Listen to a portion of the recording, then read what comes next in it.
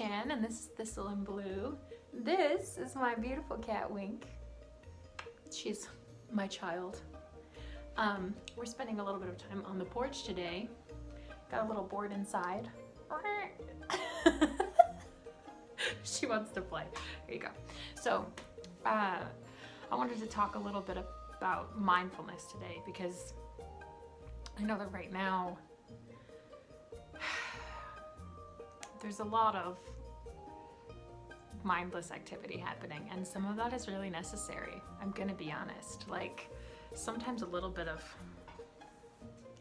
mindless Netflix binging or snacking or both is really healthy because it's difficult to cope in situations like this. I know that my anxiety, which is already pretty intense most of the time, has been heightened a lot. And so I want to talk a little bit about mindfulness because it's made such an impact on my life, and it's part of what's helping me get through this. And I do want to acknowledge that mindlessness and doing those things can be an amazing means of coping. So don't think that there's not a place for that, because I think there is. There's a difference between using it as a distraction, as a way of kind of coping when you can't deal with exactly what you're feeling right then, when you're not in a place where you can make room for those feelings or those thoughts. Sometimes you really have to just check out for a little while, and that's really okay. It's totally fine, especially when you know that you're going to be able to go back to doing what you planned on doing and what you want to do. Productivity is not the highest goal of life. It's really not. It's a good thing, and I'd like to try to keep working on my things while I'm kind of forced to slow down. I've found a lot of value in slowing down, but that doesn't mean that I don't know, mindless activity can be such a part of slowing down, really. I think that we too often think that, okay, I'm going to slow down, but then everything still needs to be productive somehow. There's always this pressure, and I've put a lot of pressure on myself the last couple of weeks trying to launch this YouTube channel and trying to create content and make a website and learning about branding and photography, and I love all of that. I love to learn, and it's really helped me too.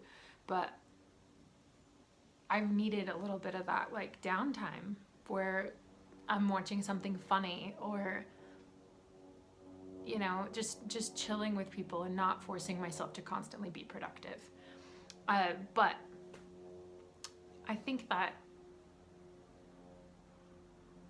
mindfulness is a great way to kind of ease into being present in your life. And sometimes it's really scary, especially right now. If you're feeling really anxious, it can be hard to go, well, I'm gonna sit in this, I'm gonna try to be present with what I'm feeling now. But it's really one of the best ways to actually deal with that, to cope and to acknowledge your feelings.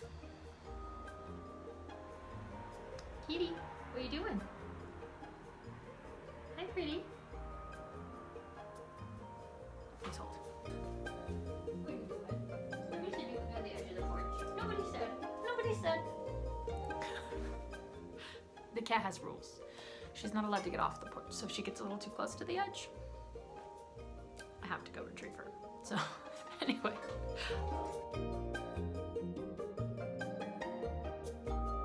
So I want to talk a little bit about the difference between being mindless and mindful.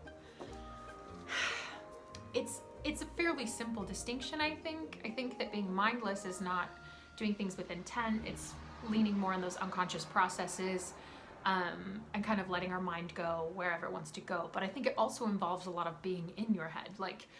There's a lot of distraction. You're not in the present moment. And it can be just as busy. Mindless doesn't mean empty. You could be thinking of 1,000 different things and then still be mindless and just kind of going wherever your thoughts take you. Like I said, there's really nothing wrong with that. This isn't a moral judgment to say that being mindful is better. I think that it is better in certain ways, in that it allows us to be more present and more connected, more grounded in ourselves, And I think both of those processes really are required to lead a more fulfilling life. Like, you need both of those things.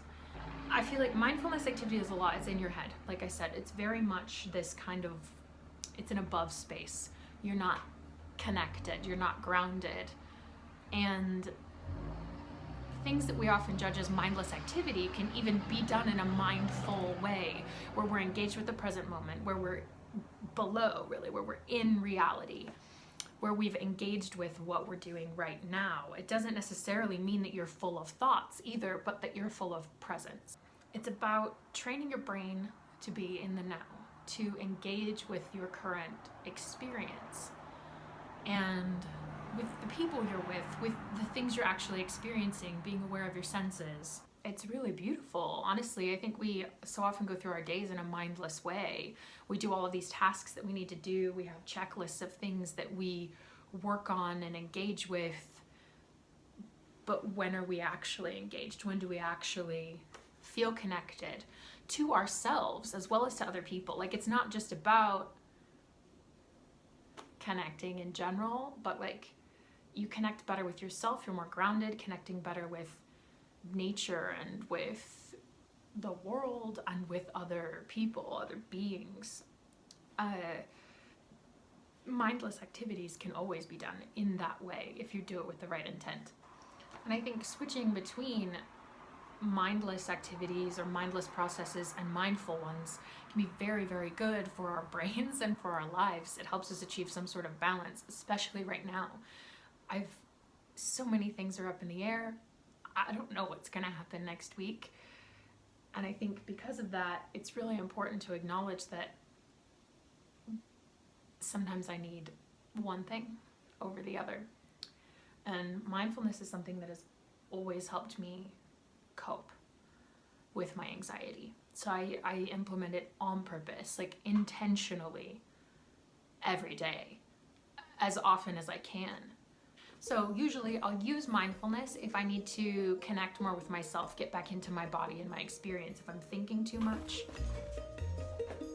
Rules. You know the rules. Don't be a stinker. Stay there.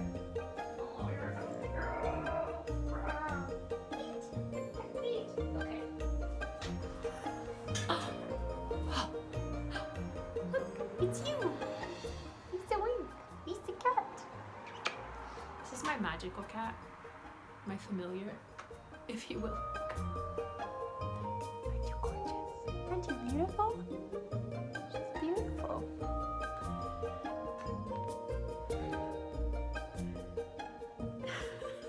Okay, I think right now it's a little tricky to be mindful constantly, especially because we all have different ways of coping, and some of those ways of coping involve mindless activity, and sometimes that's absolutely necessary. So if you're feeling a bit disconnected and you feel like you need to get back into your body or need to actually slow down, maybe you've been trying to do too many things or you're engaging too much with the media and you need to kind of check back in with yourself, that's a really good time to practice mindfulness, whether that's being aware specifically of the task that you're doing and trying to be very present and experience all the sensations that have to do with that task, or whether it's just checking in with your senses in general so that you know what your body is experiencing. Those are really, really good tools to help ground you. I know I have a tendency to kind of get stuck in my head and I'll be thinking too many things and processing way too much information. And a lot of those thoughts involve worries and concerns that aren't really based on facts necessarily. It's just me trying to process my experience. And I think it's important to go, well, those are just thoughts, and to be able to engage with what the reality is. And so I really love to check in with myself periodically throughout the day and see where I could engage a little bit better. I think it's also really good to choose specific tasks that will help you stay mindful, mindfully choosing how you're going to plan your day and how you want to live and what kind of productivity you want to have that day or what you'll be capable of that day, because not every day is the same, and some days the most productive thing you do may be brush your teeth. that's fine. There's nothing wrong with that. This is just a way when you know that you're not in that place that you want to be in, where you can check in with yourself and try to re-engage with the world. I know that sometimes when I'm in those really intense spaces, sometimes what I need is a distraction. I need a little bit of mindless activity where I'm not thinking, I'm not processing, I'm just letting go. And that is just as useful at times. As much of a fan as I am of mindfulness, and as often as I try to use it to make my life more fulfilling and honestly calmer, I know that giving myself the space to do some mindless activity and being kind to myself and accepting that that's where I'm at and that's what I need is also really, really important. It's really important. Sometimes I'm feeling something is too much and I literally just can't handle it right then. Like, I don't have the energy or the capacity to make space for that. And if that's the case, it might be time to watch a few funny videos or just play with my cat. Though honestly, giving my cat my full attention is a pretty mindful activity for me. So I think that's where we have to learn to engage with ourselves in the best way. It's all about making our lives, to use a term my therapist used all the time that I love, workable. Making our lives workable. In what way can we continue to move forward and live an intentional, valued life? And again, that's not necessarily about productivity. It's not about what you're producing or what you're accomplishing. It's more about what you're being, who you're being, and how engaged you are with your reality and your life. So I know that mindless activity tends to be easier, and mindfulness is something that needs to be done with intent. So I would say one thing that I do on occasion, if I'm feeling a little bit stuck and I'm not really sure how to implement a bit more mindfulness, which is something that I feel like I need at the time, what I'll do is I'll list a lot of the activities that I'm doing, make a list of the things I'm participating in or things I'm thinking about, and if it's spending like 3 hours on Netflix, I'd write that down. If it's washing the dishes, like all the different tasks that I do, I'll write down. And then I will mark what's like mindful and what's mindless. So ones that I'm engaged in and ones that I'm not. And then trying to see where that's helpful, where it's useful, and where it's not.